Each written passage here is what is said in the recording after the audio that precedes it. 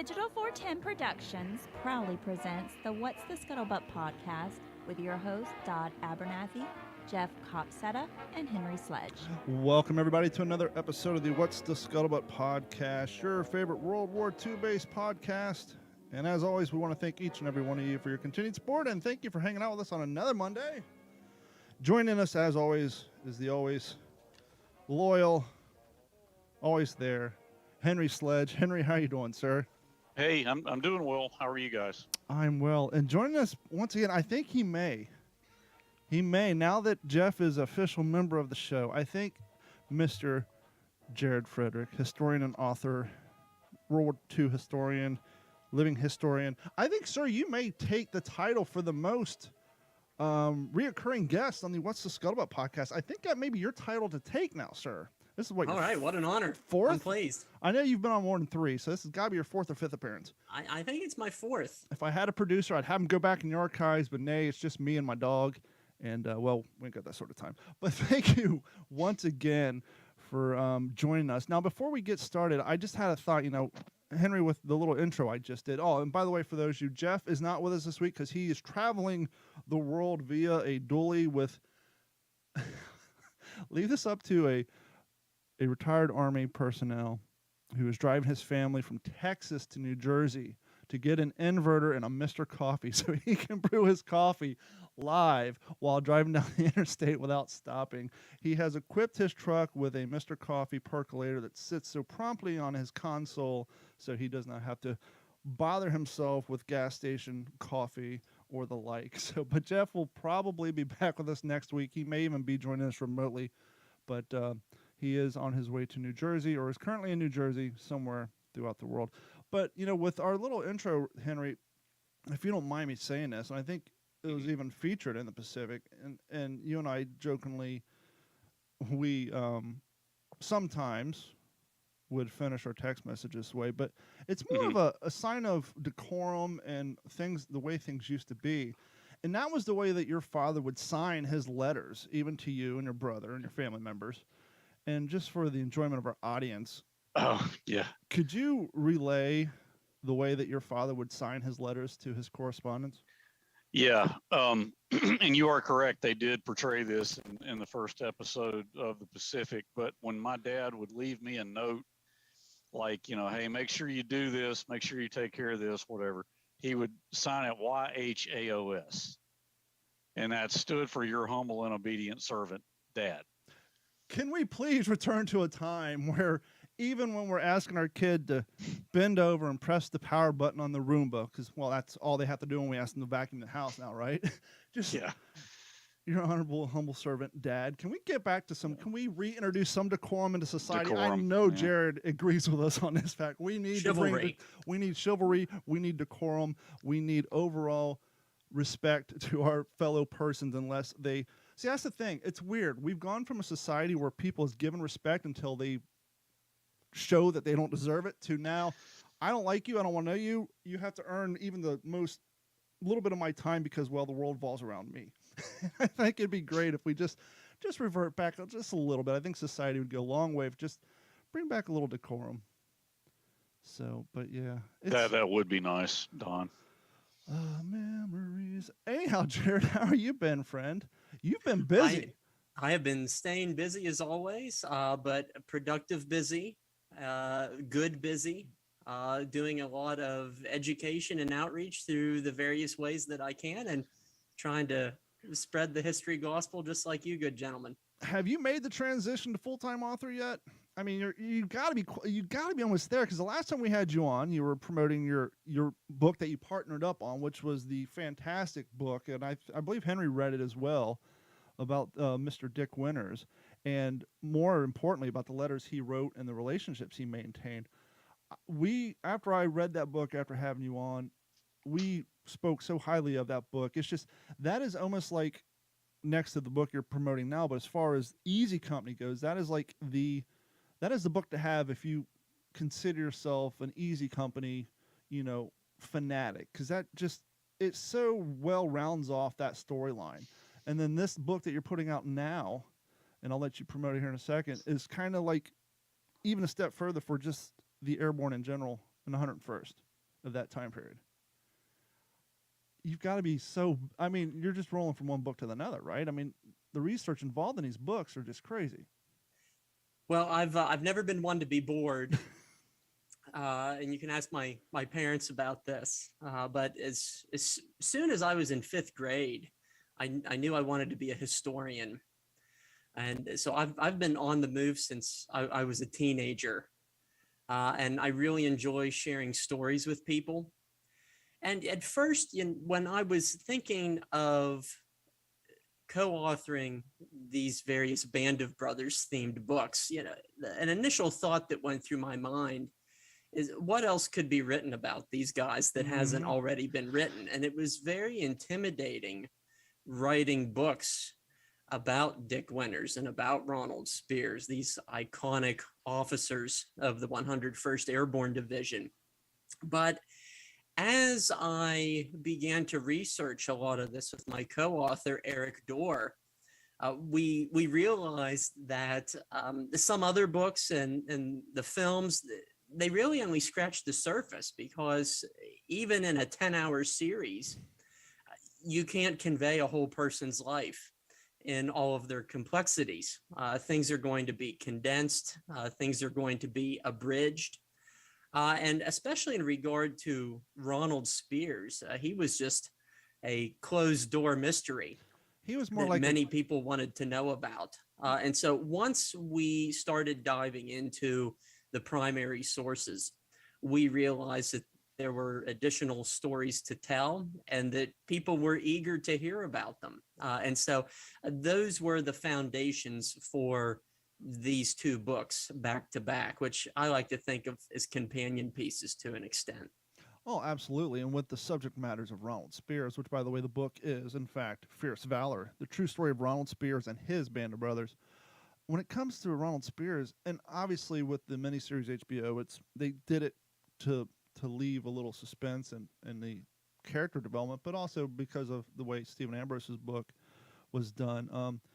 There's very little known about, when people talk about Ronald Speirs, what they know about the book and maybe, okay, he's a guy who may have potentially done this sort of what some could consider a war atrocity, and he's a guy who ran through enemy fire to jump over over a wall to get in contact with a platoon that was sent out on a wild goose chase by a scared and incompetent platoon leader. That's pretty much all we know about Ronald Speirs, from the movie, other than he was super brave and outstanding. I'm sure you came across a lot of content that really surprised you and probably helped you define him more as a real person and not this mythical character that we know from Band of Brothers. One of the great challenges as we were embarking on this endeavor is that we had to start off by peeling away the layers of myth. And to an extent, I think that's a good beginning for readers. Cast him in the perception as how people know him. And then as the journey continues, try to introduce the real man. And so just to give you a little bit of insight on the methodology that we used amidst our research, I'll preface all of that by saying that we wrote this during the pandemic when nothing was open. What a perfect time. When we couldn't go anywhere to do research. And so we relied very heavily on a cadre of fellow historians and Speirs family members who were gracious enough and generous enough to share their various bits of information with us as we were moving along. On top of that, too, my co-author has a very substantial collection of Easy Company artifacts and also textual documents at the museum that he curates, and that's the Gettysburg Museum of History. And a core element of a lot of this material is the written correspondence that Dick Winters had with Ronald Speirs over subsequent decades. And these letters were a gold mine that clarified, that corrected, that offered additional insight and context. And those letters were the true beginning of the conversation.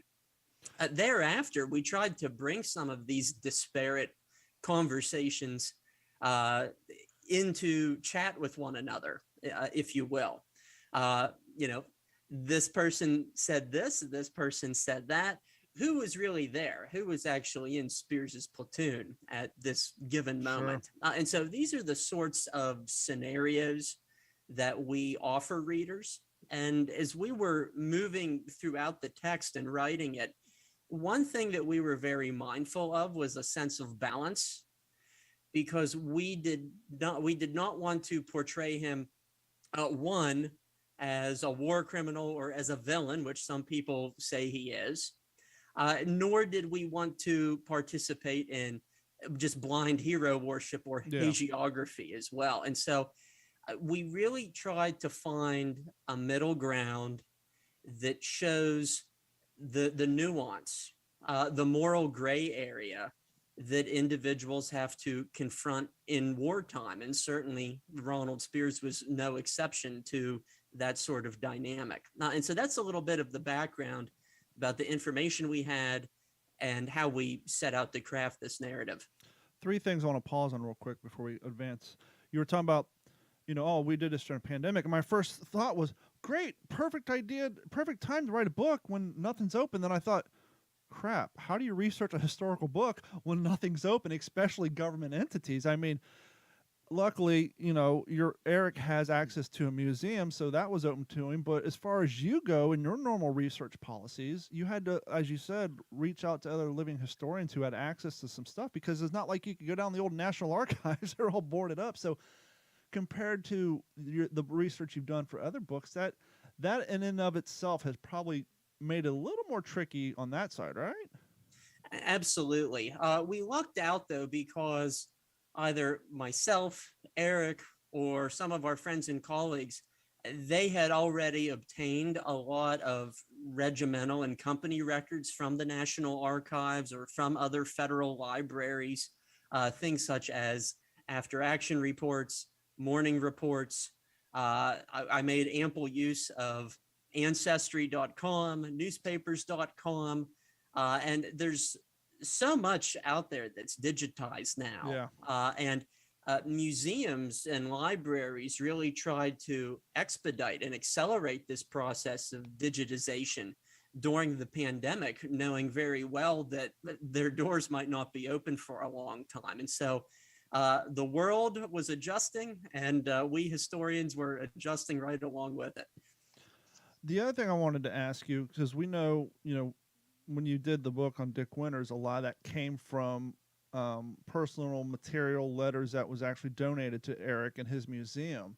Was it, when you guys were going through the letters and trying to figure out what your research material was going to be or what the basis of the book was it at that point when you came across some of these personal letters to Speirs that you said, okay, maybe this might turn into something? Was that the opening door, or was this something that came along later?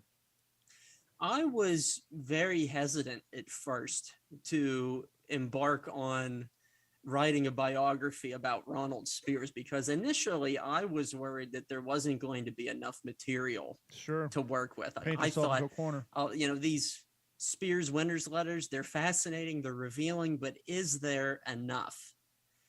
But luckily, through a lot of other literature, through things that the family was able to provide, I like to think that we pulled it off. And I think that my co-author and I, hopefully, if we did it service, we offered as definitive a biography as there can be on this rather mysterious figure. That's not to say that there aren't still some plot holes and some mysteries in his story. But we worked with what we had, and we tried to give this officer due credit and justice and be fair with his story. And I think people can appreciate that. I mean, Henry's a perfect example. When it comes to World War II, people think, oh, so long ago, what's the harm? What's the damage?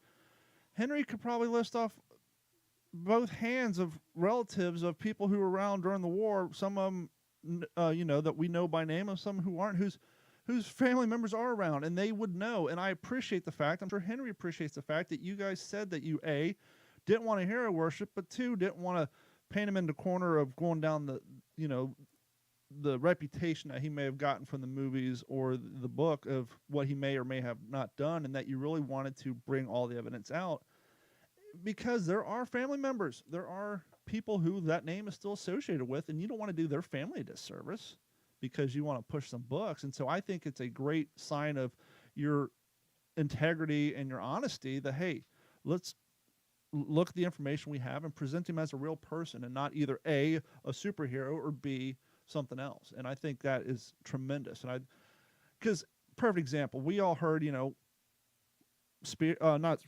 Sobel, Lieutenant Sobel, his family was a little, as respectfully so, a little maybe upset about the reputation that the miniseries portrayed it for their family. And so you wouldn't want to do the same disservice to Speirs.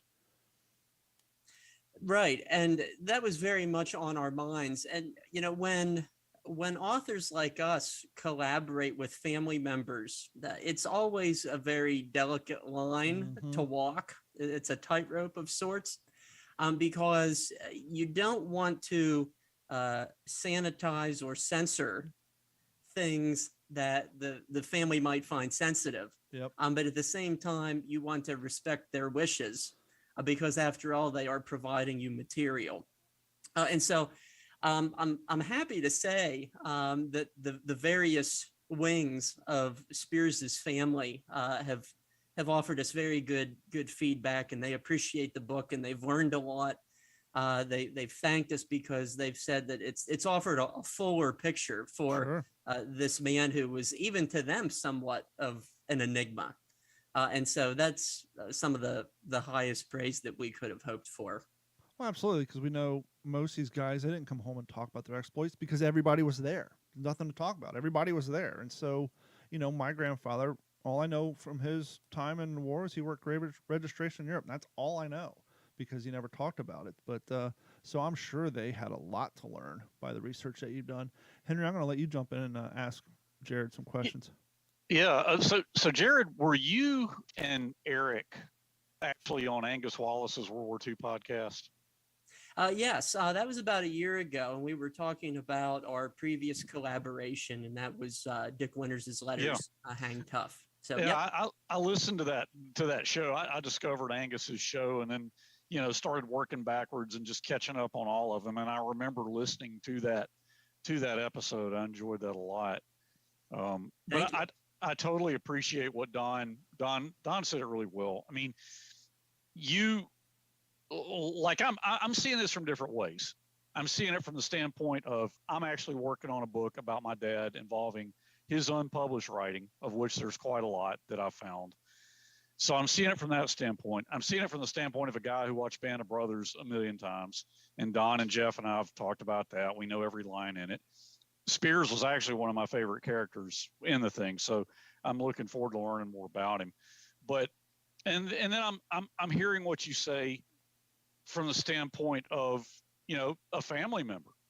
Because, I mean, we take like what you did with Speirs and his family giving you material. I mean, not to always bring this up, but we did that with HBO in the Pacific. I mean, they took my dad's story and blared it out to, in Technicolor, so to speak. So I can appreciate the sensitivity of wanting to approach that. Like, you've been given something very precious. And you have a lot of power in your hands to render something out of that, and you want to do it justice. Yes, and I can certainly appreciate your thoughts, especially having working with Hollywood. And Hollywood is certainly a force to be reckoned with on the topic of historical memory. But some other areas of sensitivity that we had to navigate carefully through. One in particular that comes to mind is the story of the sergeant that Speirs shot the day after D-Day. And in the miniseries and in the book, Band of Brothers alike, this is presented as hearsay to an extent. But one of the interviews that was provided to us by historian Mark Bando, and I'll also say that this book wouldn't have been possible without the research and assistance of Mark Bando. One of the interviews provided to us was from a 19-year-old paratrooper, a then 19-year-old paratrooper by the name of Art DiMarzio, who was a teenage kid from Ohio. He was really tall, hence the name Jumbo. And he was in Speirs's platoon, jumped into D-Day with him, and he was witness to this killing that took place on D+1.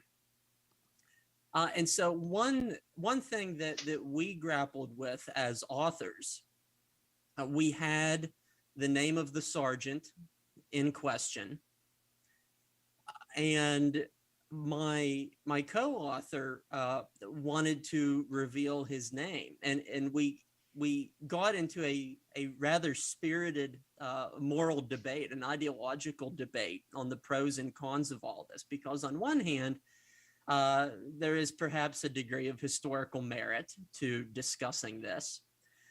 But on the other hand, as we dug a little bit deeper, I found out that the sergeant in question still has siblings alive today. Mm-hmm. And I thought, Eric, there's no way that we can, in good conscience, reveal his name because the sergeant is listed as killed in action on D-Day. To say that it was a cover-up may be going a little bit too far, but the paperwork was shuffled. The family members were told that he was killed on D-Day, and I, almost 80 years later, was not about to tell some brother or sister who has thought their entire lives that their brother died a hero, that he died in a state of drunkenness, in a state of belligerence, and his lieutenant killed him in an act of self-defense. And so those were the sorts of things that we had to grapple with. I don't think that concealing the name detracts from the story. The story's still there. The facts are still there.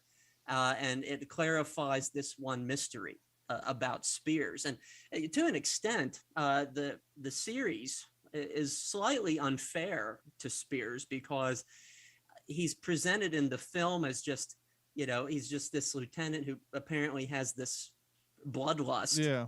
And killed this sergeant just because the sergeant was being insubordinate. It was an act of self-defense. This non-commissioned officer pulled a gun on his platoon leader.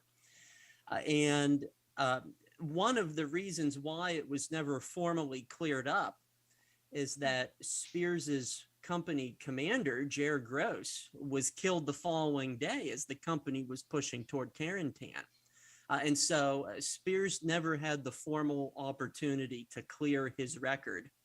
And that was another reason why it was essentially shoved under the rug to an extent. And so that was one of the other big issues that we debated. And I hope that we made the right decision in the long run. I feel better about it, how we handled it. Can I jump in with a question, please, Don? go ahead. So Jared, you chose to not reveal the name. How, if I may ask, because the book is just coming out or has just come out, is that correct? It came out about a month ago. Okay. So how, I'm not asking for any spoilers. Do you put a pseudonym? Do you just say an unnamed individual, or would you rather I not ask that question? We refer to him just as the sergeant. Okay. If I could say this, because I totally respect the way you handle that. When my dad wrote With the Old Breed, he grappled with some similar types of things. I mean, you go through something like that with a group of guys, you're going to see people at their best, you're going to see people at their worst. Mm-hmm. And I know my mother and I've had conversations about that. There were some guys who they didn't see the best of them. Mm-hmm. And my dad saw these things happen. And when he wrote about it in his book, he purposely chose to not use their real names. And I remember him telling my mom, these guys have family members. Mm-hmm. And so basically I'm just putting in a plug, and please take this in the proper spirit that I intended. If my dad were alive today, he would congratulate you for handling it that way. Well, thank you. Those are high words that I really, really appreciate. And, it's worth mentioning too, your dad was not the only person who changed names in his memoirs and whatnot. One of my favorite memoirs of the war is If You Survive by George Wilson, who was an officer in my grandfather's division, the 4th Infantry Division. I have that. And, Yeah. and he changed a multitude of names. Was he at Hurtgen Forest, Jared, or was he at Battle of the Bulge? Yes. Hurtgen. Okay. He arrived a few weeks after D-Day, fought through hedgerow country, was in the Hurtgen Forest, the Battle of the Bulge. And was he in 28th Division? The 4th Infantry Division. 4th Division. Okay. Yes. All right. And it's a very searing account of the war in Europe. And just like with the Old Breed, it doesn't sugarcoat too much, and it's a very realistic and honest depiction of men at war. Well, another famous author for doing that, you'd be hard pressed to find a real Christian name in A Helmet for My Pillow. Robert Leckie uses nothing but nicknames. Yes. Sergeant Spearman. Point, and I was before Henry brought it up, I was going to say the same thing. Congratulations to you, because could you imagine you're the uncle or you're the granduncle of this sergeant, and you've been told, hey, he died a war hero, he died on D-Day, and then 80 some odd years later, or if you're a grandkid or great grandkid, not only do you find out he was killed because he was drunk and being belligerent, but he was killed by someone on our side. It would just completely devastate your visions of what your relative was, but could possibly sour your whole patriotic outlook on our country and our military at the time. If you found all of a sudden, not only did he not die, quote unquote, in a heroic manner because of bad action on his part, but he was killed by someone on his own team, that could definitely destroy you. So, and then I was going to bring up the fact that, Leckie, there's not a single real name in there. So I don't think anybody will have anybody with, at least of our age who thinks the things. Obviously a young person, who cares? No, as you get older and as you have family and you start to realize what life is really about, anybody who has a family, or at least their heads on their shoulders, wouldn't take any umbrage or, issue with the fact that you didn't name this person. Well, thank you for those kind words. That makes me feel good, and even more so about our decision. But one of the other things to take into account, we tried to offer context on these sorts of scenarios that we're playing out. Yeah, because not to interrupt, but as far as that shooting goes, I think the book dedicated half a paragraph to it, and the series dedicated 3 lines. And so the fact that you're explaining it, I never knew it was self-defense. I just thought the guy was being belligerent and refused to get off his ass. And so I love the fact that you guys are taking on those things and providing context. That's what Speirs really needs. He needs context to his character.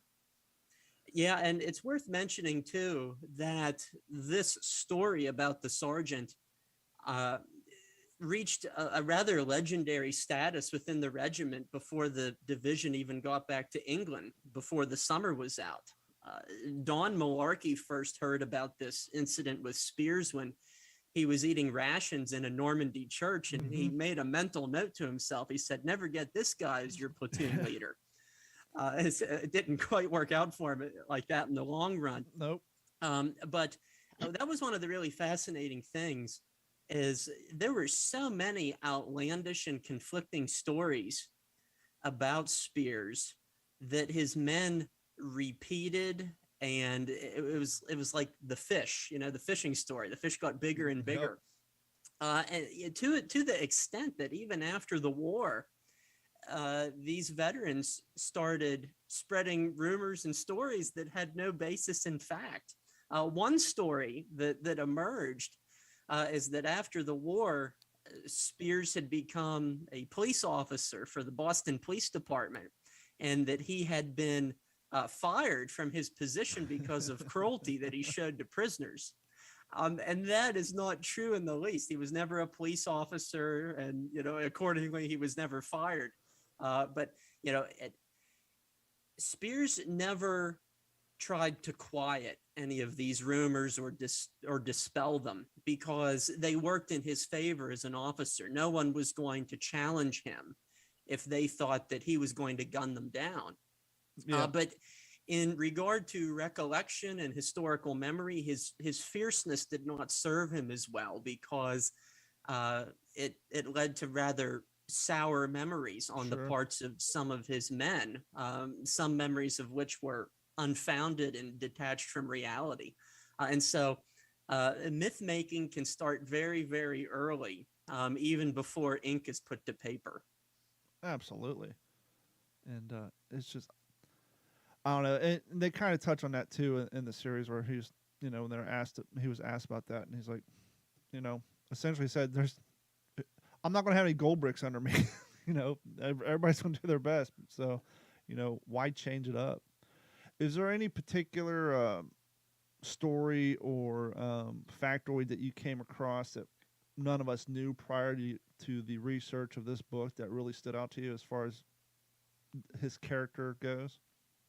There's a whole host of things Sure. that I could mention. We gained a lot of interesting background on his upbringing.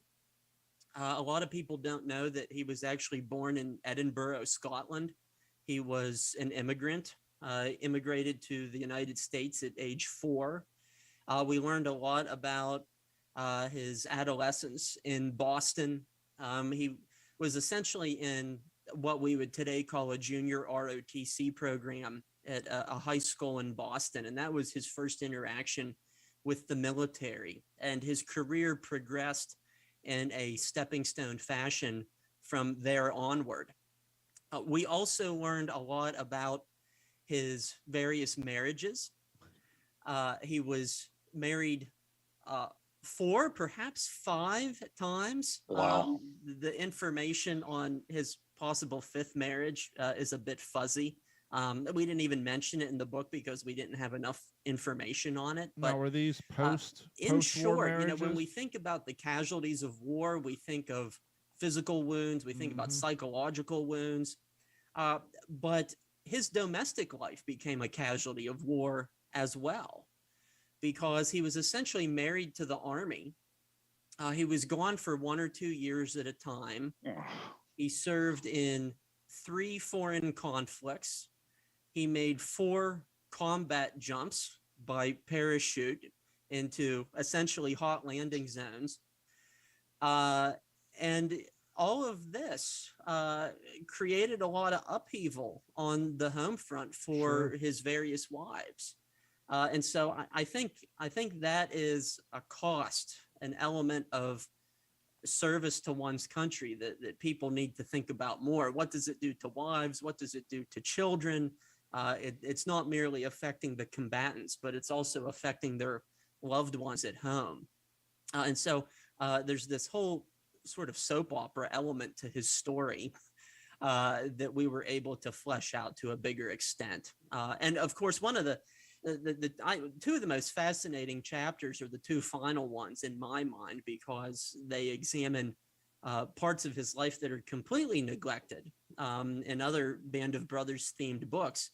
And those concentrate on what he was doing during the Cold War, and then what was he doing in the final years of his life. And the final chapter was actually my favorite to write, because we were able to, and Henry may be able to relate to this to an extent, but he was trying to come to terms with this celebrity that he suddenly found himself in as a result of the book Band of Brothers and the subsequent mini-series. Just so we can develop a timeline for our listeners trying to figure out what sort of celebrity he saw. What year did he pass? I was going to ask that. Thank you, Don.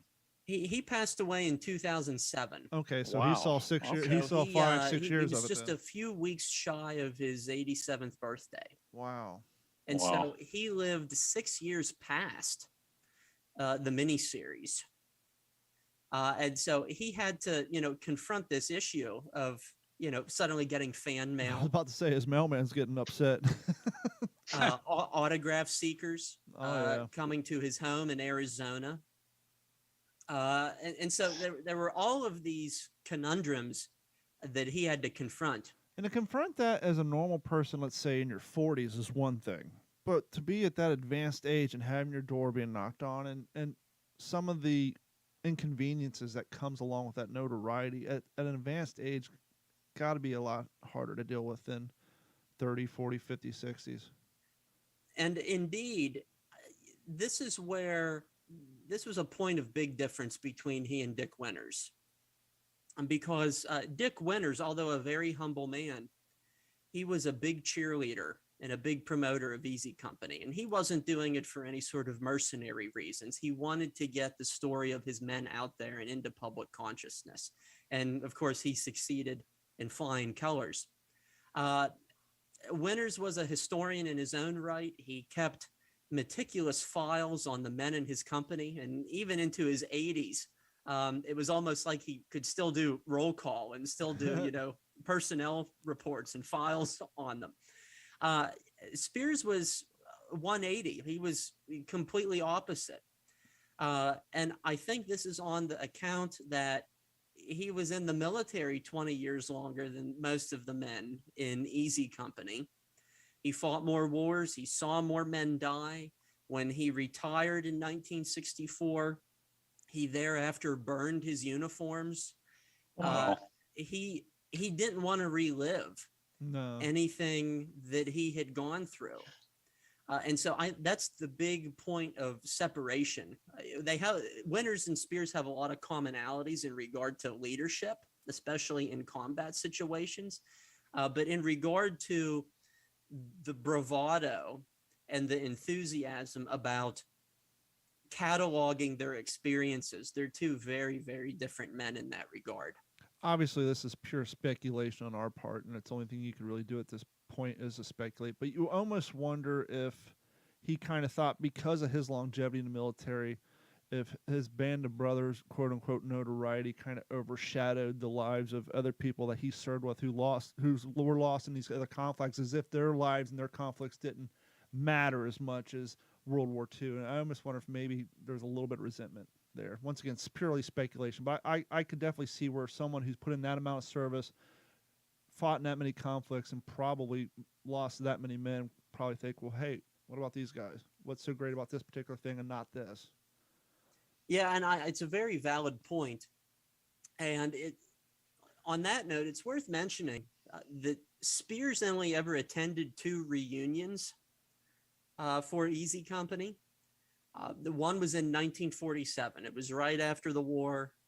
He hadn't fought in Korea yet. He hadn't been in all of these other military conflicts. And so there was less reticence on his part about going. And after that, nobody from Easy Company saw him again until 2001. Not even Dick Winters, despite the fact that they had a very vibrant written and telephone correspondence over the years. And we were told by one person that when Speirs went to the 2001 reunion that was in France, whenever one of his fellow veterans would come up to him, he was losing his hearing by this point, he would yell out to them and say, "What war?" It's almost as if his subordinates from all these conflicts kind of bled together in his memory. And he had trouble distinguishing who had served under him in what armed conflict. And so I think that's something that's very telling about his experiences. Now, correct me if I'm wrong, because I only thing I know of Speirs is what I know from the book and the miniseries. But he came to the Easy Company later in the war. Wasn't he a platoon leader in Dog Company during Breakwater Manor? That's correct. And so he didn't train with them in boot camp. He didn't have that history with them. He was basically brought in later, as we know, in outside of the Foy when Peacock did his Dyke. Dyke, yeah, Dyke folded up. Yeah. So he was from Dog Company, correct? Yeah, and there's a very long and convoluted timeline that leads up to his ascendancy in Easy Company. When Speirs trained with the 506 at Camp Toccoa, at that time he was in Charlie Company. Okay. And he remained in Charlie Company of the 506th until probably April or May of 1944. But he often butted heads with his battalion commander, Colonel Billy Turner. And the one story that we were told that the root of their disagreements is that Speirs was a Yankee and that Turner was a kind of a Confederate-minded fellow from Georgia, and they had rather adverse leadership styles and outlooks. And Turner sought to be rid of Speirs and booted him to Dog Company, which simultaneously put Speirs in another battalion. And so it was this feud among officers on the eve of the Normandy invasion, no less, that ultimately sent Speirs to Dog Company. And he served with Dog Company from June of 1944, or May or June of 1944, up until January of 1945, when he assumes command of Easy Company during the attack on Foy. Now, forgive my nomenclature to TV shows such as Sons of Anarchy or The Mayans, but he almost had to feel like a nomad right before D-Day. He just getting shuffled from one group to the other right before this big jump, and you're going into this thing, and at this point you got obviously you know some of the faces just through being in common environments, but to go into a situation like that, basically the new kid in school for all intents and purposes, he's got to be a little like, okay, here we go. That's correct. Speirs was very resentful of this sudden transfer. Sure. Because he had trained with Charlie Company. He was thrown into a platoon of strangers. He didn't know his men. They didn't know him. And it was hardly the sort of good team building exercise in the weeks building up to the biggest moment of their lives, which was the Normandy invasion. And so there was certainly no love loss between Turner and Speirs. And unfortunately, Turner was also killed not too far away from Carentan in the days after the invasion commenced. And as one fellow officer made note of Speirs, Speirs saw Turner's body lying in the roadway. And Speirs turned around and he said, "By God, the Germans have saved me a job," suggesting that he was planning on inflicting his own retribution on Turner for rotating him out of the company. And so that, too, is another vivid snapshot. Well, here's another fun round of the speculation game. So he gets sent to Dog Company the night, 2 nights, maybe 3 days before D-Day. We know D-Day +1, we had the run-in with the quote-unquote sergeant. One could speculate or even argue that maybe if he had more time with these group of men, the quote-unquote sergeant maybe would have had some history, perhaps even some rapport, maybe more likely to have listened to him opposed to what did occur, because I'm sure that sergeant might, who are you? Who are you to tell me sort of issue? Whereas, once again, speculation game, if they had trained together and known each other for months on end, perhaps even a year or so, that whole situation could have had a completely different outcome. I think that's a wise bit of speculation. I'd never taken that into account, but I think it's a very valid one because by contrast, if you look at somebody like Dick Winters, he's known the men in his platoon for almost 2 years by that point. And so I think that's a very valid observation on your part. Henry? Yeah, so let me ask this question. I mean, we're the incident with the sergeant, Jared, that was on D+1. Correct. So I'm thinking back to Band of Brothers, and I rewatched it here a few months ago. But the thing that stands out in my mind is, the incident with the POWs, which through the entire series, we're thinking, okay, he really, supposedly Speirs shot one of his own guys, but well, I guess that was the sergeant he was referring to in that line, but it's up till the very end when they're in the church, and Speirs, he kind of is like, look, didn't you ever know that Tursky wanted people to think he was the meanest, toughest, blah blah blah. So the business with the POWs did not happen, right? I mean, that was all just a big rumor. It did happen, and it happened on probably a bigger scale than what the series suggests. Okay. There's a few different ways that I could dissect this, but I'll start off with a newspaper article that Speirs kept for the remainder of his life.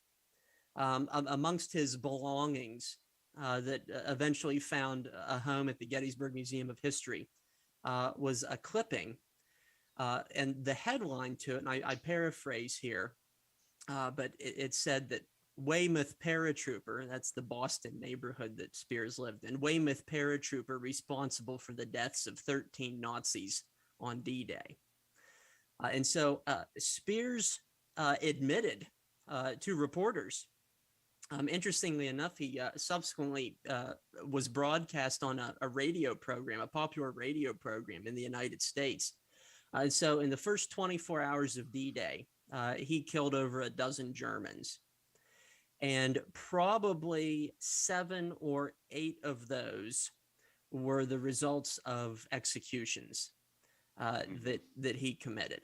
Now, once again, it's important to offer context to these sorts of circumstances because Speirs was not killing Nazis for the pure joy of killing Nazis. The first 3 that he and 2 other of his men executed were perhaps in the first minutes after they landed in Normandy.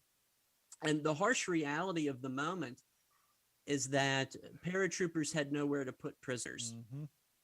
Right. It was dark. There was confusion. Enemy was potentially around every corner. And Speirs told his men, we can't take them with us. The prisoners would have slowed them down, possibly betrayed their position if they were to encounter more Germans along the way. And so it was a very harsh decision that he had to make. But ultimately, he determined that the survival of his platoon mates superseded the survival of prisoners that would otherwise be entrusted to his care. And it's also worth mentioning, too, that there was an order handed down from a rather informal divisional level by Division Commander Maxwell Taylor. And he very candidly instructed his paratroopers to take no prisoners. Take no prisoners until the paratroopers are relieved. And the fact that Germans were also committing atrocities on a widespread level just fueled the animosity even further. And the best way that I can phrase it is there were plenty of people on both sides that had cold blood on their hands on the night of D-Day. A few hours later, after Speirs and his men grew their contingent and gathered up some more men from Dog Company near the Marmion farm, not too far from the coast, Speirs and his men encountered another small handful of prisoners.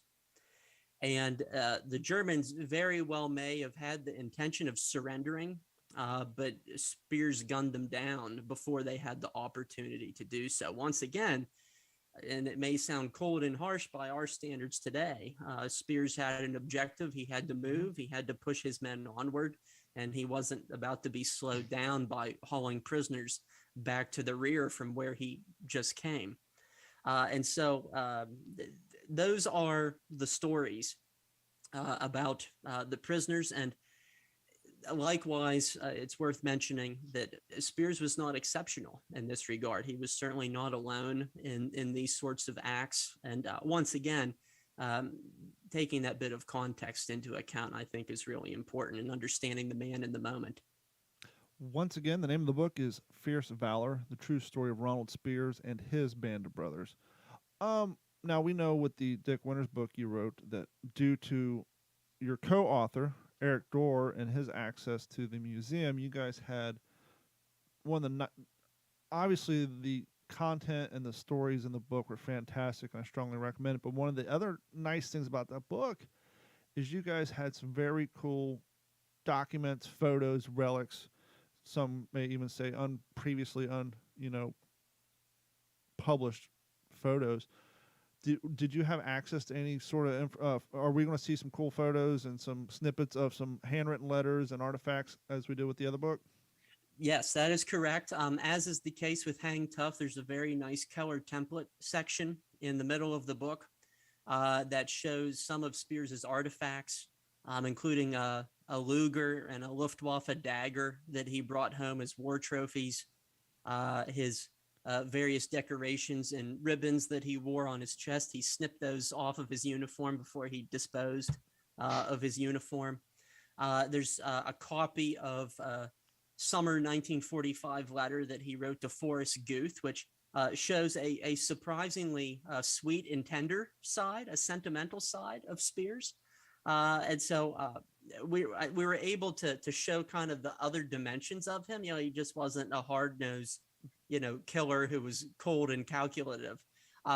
He did have good relationships with many of his men, and it comes out in moments like that. But there are a lot of photos from the museum. Family members provided us some other ones, and I really think readers will enjoy some of the visualization that's provided in Fierce Valor accordingly. Henry? Did Speirs have any children? I don't know if we've addressed that. I know he was married 5 times. Yes, he had at least one child, a son who was born during the war. Okay. Speirs' first wife was a British war bride who herself was in the British military. Okay. And the son is still alive today. And he himself subsequently served in the British military. But Speirs may have had another child with one of his wives, but we weren't able to connect the dots fully enough to draw any firm conclusions. And so some things are best left unsaid if you're unsure, Sure. Right. factually speaking. And so it's possible that there's another child or two out there that we're unaware of. But he had some whirlwind marriages, and we tried to. There's a lot that could be speculated, but we tried not to do that in regard to his love life too much. We really tried to stick to the facts. But he did have a son. When you spoke earlier about family members and the fame that came after Band of Brothers, it just kind of reminded me of some of the conversations I had with Adam Makos. Adam worked closely with me when the Pacific was being made, and we got to be really good friends.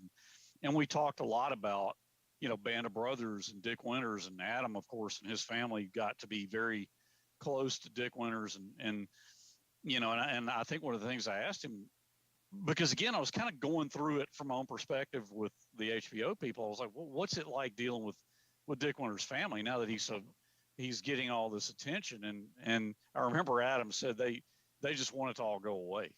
Dick could not be nicer.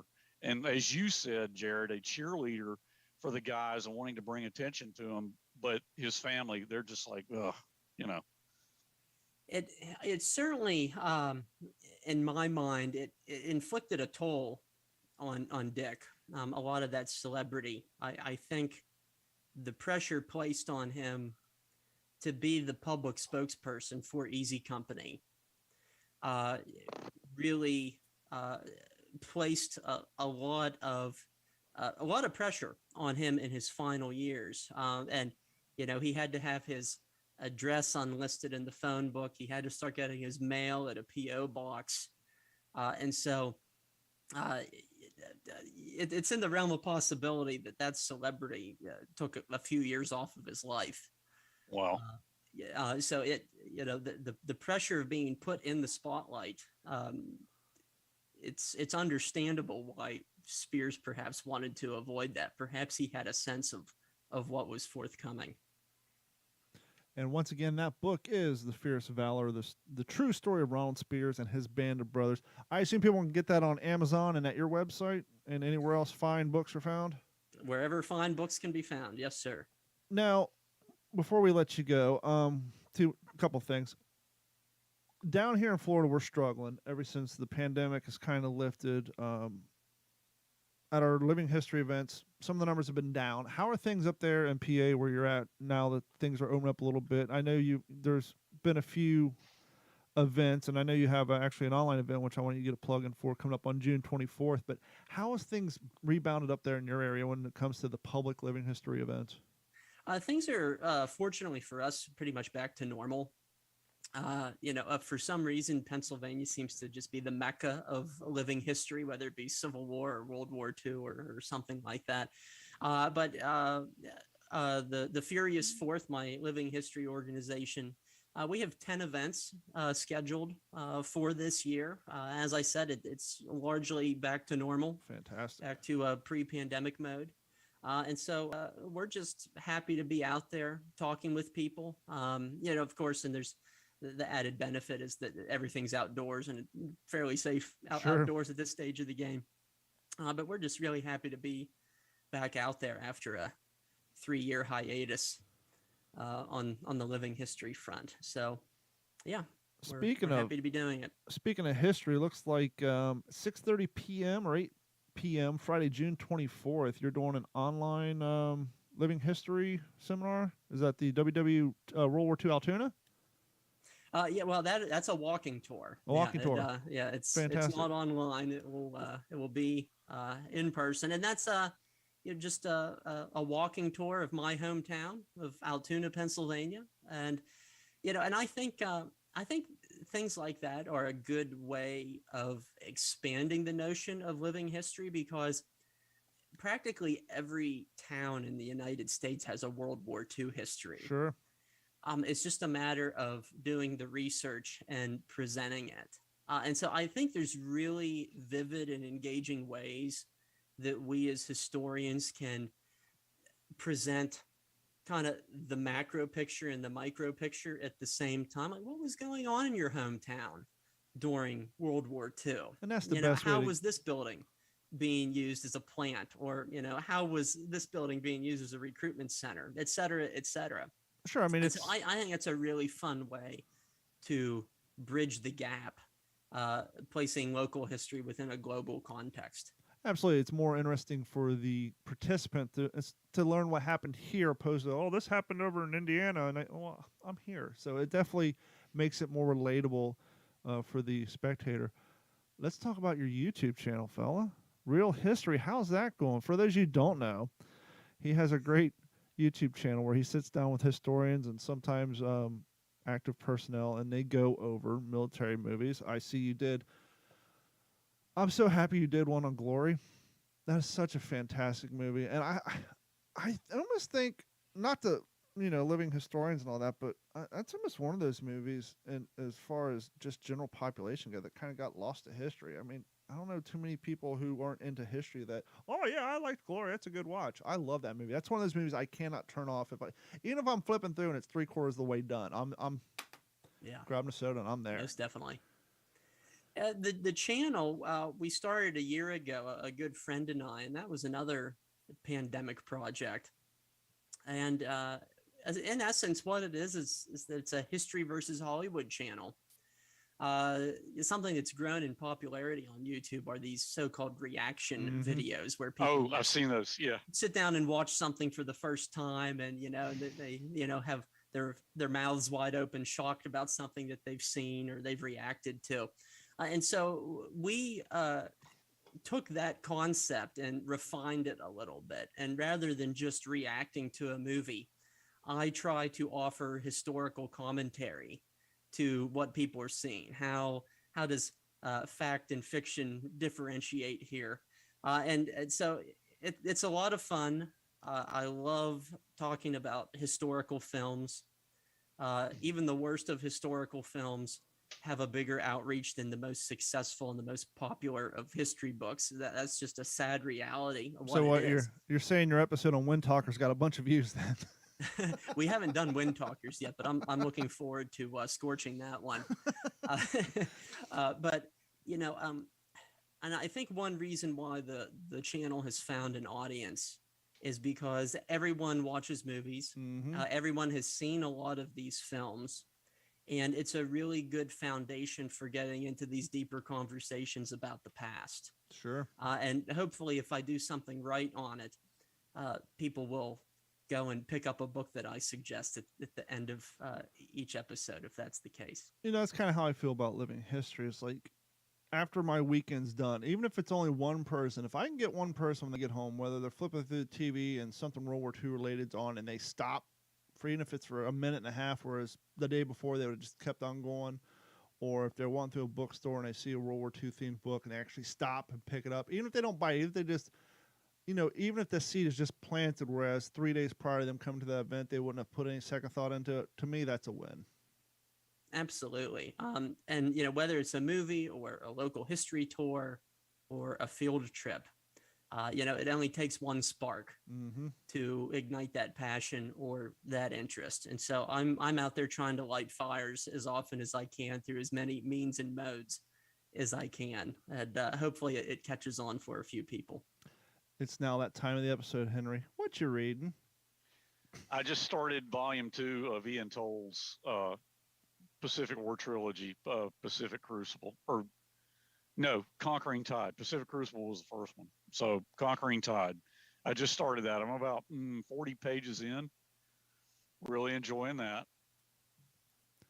And Jared, what you reading? I am reading a book that was published by Turner Classic Movies called Hollywood Victory. And it is a history of Hollywood during World War II, how movie stars and moguls were doing their part to contribute to the war effort. And it's been a fascinating read. If you're interested in 1940s culture or classic cinema, I would really, really recommend it. I've learned a lot of great new stuff. That's funny. I got up a second time because that reminded me of a book someone got me for Christmas a while back. It's the cartoons of World War II, and it's literally an entire cover to cover of just I have that book. propaganda posters and cartoons. It's definitely an interesting read. The book I'm reading, I just got into because, as we all know, I finally finished up The Lonely Vigil about the Coast Watchers of the Solomons, which, Jared, if you have not read that book, I strongly suggest it. Came out in like 1977. It's got a horrible watercolor painting cover on it. Ignore that. It's a fantastic book. But I'm going down the, no pun intended, the submarine aisle. The book's in the other room. I'm currently reading The Fatal Dive, Solving the World War II Mystery of the USS Grunion. And it's actually written by the author and supplied by information from his kids who actually went out despite everyone's telling them that it would be impossible to find this submarine because of where it was located, or where they believed it was located off the coast of Alaska, that it was just too deep, too far gone, no one wanted anything to do with it. And learning the history of their father and the men who served on that submarine, and just the history of that submarine in general, is pretty darn interesting. I'm into the first chapter, which is why I don't have a whole lot of information to lay out on you guys, but I'll provide some on the upcoming episodes. Jared, anything you want to plug other than what we've already covered, or you can plug that again? I just want to say this is the first time I've had the opportunity to converse in person, so to speak, with Henry, and it's a real honor because I've long time been a student of your family history and the experiences of your dad, and I hope we'll get to chat further about history and hopefully sometime in person as things progress. But it's been really, really nice talking with you, sir, for the first time here tonight. Wow. Thank you, Jared. I very much appreciate that, and I'm looking forward to reading the Speirs book very much. Go on and order here I shortly. thoroughly enjoyed talking to you too. Jared, Thank you. Gotta ask, what's? I'm sure you got something already, like in pre-written, maybe your storyboarding or whatever the author equivalent of storyboard is. What's the obviously you don't want to give it away, but what's the theme or the storyline of your next book? I know you got something. You're not just putting the old keyboard away. Yeah, I don't let the grass grow too thick or anything like that. I'm essentially working on two things right now. One of which is my dissertation, Okay. which I may have mentioned on a previous episode, but I'm examining in that the World War II history of the Gettysburg battlefield. Okay. And that may sound like an oxymoron, but like many of our national parks, Gettysburg mobilized during World War II. There were top secret psychological operations units that were training in the park. There were German prisoners of war that called the fields of Pickett's Charge home for 2 years. And of course, Gettysburg took on a rather sublime national symbolism during the war years as well, especially in the context of the Gettysburg Address. Another one that I'm in the very, very initial phases of, I'm in conversation with a World War II veteran of the 8th Air Force as we speak about potentially co-writing his memoirs with him. And so that one is in its very, very earliest phases. Well, But definitely, it has a lot of potential. And I think there's a really great story to be told in it. if that comes to fruition, we'll definitely have to have you back on, because Jeff, who's not here tonight, he is all things 8th Air Force. That's his like focus right now. But well, and Jared, you know, that's a great thing, man, with Masters of the Air coming up. Yeah, I think there'll be a lot of public interest in it. And, you know, I think putting a human face to some of these stories, I think it'll be very timely. And this veteran is really excited about it. He really wants to get his story out there. And so it has a lot of good prospects, I think. not to put in a shameless plug, but while we're on the topic, one of the things we used to do here, and Jared can attest to this, it's getting harder and harder and harder to find veterans who are still able to tell their story. So if you guys have any veterans that you know of, or maybe a family member knows of, that wants to tell their story or has the ability to do so, whether it's via a phone call on the old-fashioned landline or Zoom, send us an email to mailcall@WTSPWorldWar2.com. And who knows, maybe if they're in Jared's location, we can send him out there in person and he can talk to them as well. But yeah, please send us an email, mailcall@WTSPWorldWar2.com. I was going to let you go, Jared, but I thought I'd be doing our friend Henry a huge disservice, because as he kind of touched on, he's working on some stuff. And Henry, I want to give you the opportunity to talk to a multiple published author about maybe things he can advise you on about the writing world and getting stuff published. Well, yeah. So, Jared, I've got an article that's about to be published in World War II magazine. It's going to be in the autumn issue, which for me, that's a huge honor. You know, I mean, I'm not like you. How many books have you written? I've written or co-written 9 books. Yeah. So that's amazing. So, you know, I have the day job where I go sit in a cubicle and do something completely unrelated, but yeah, I've got an article coming out in World War II magazine. It'll be, and Don, that was the only thing I was going to plug, was just say I found out it will be in the autumn issue. But since you kind of segued that, Don, so Jared, what I'm trying to do is, my dad's book was published at 312 pages. The original manuscript for that book was over 820 typed pages. Oh, wow. It was under lock and key at the archives at Auburn University here in Alabama, where my dad's papers are stored. And a lot of people through the years have wanted to get access to it. We, as in my brother, my mother, myself, we have demurred on that. And I have, back in October, I got a copy of the unedited, uncut manuscript from the archivist. They were very, very kind and very cooperative and willing to help me. And that came about as a result of a conversation with my mom. And she said, look, there's a lot of material in that manuscript that got cut from your dad's book. I wish you would do something with that and try to do it while my mom's 95. She said, I wish you could do that while I'm still around to see it. So I'm like, okay, Mom, I got it. Well, who would better know than your mom? Because a lot of people don't realize this. She's the one who wrote it all down when your dad was dictating it to her and going over the notes. Yeah, she typed the first half of the manuscript, Jared. And then my dad's secretary at the University of Montevallo typed the Okinawa part. But and I mean, look, you're the guest. I didn't want to turn this into discussing all that. But no, not at all. I'm more than happy to. I'm honored to be included on such a conversation.